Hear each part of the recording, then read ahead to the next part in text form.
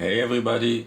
So today I wanted to make a little video showing you guys how I achieved this look on my PC with all the different RGB programs, from the fans, the graphics card, the streamers, the RAM stick, so a bit everything, and show how I achieved all of this, like this kind of retro look on it.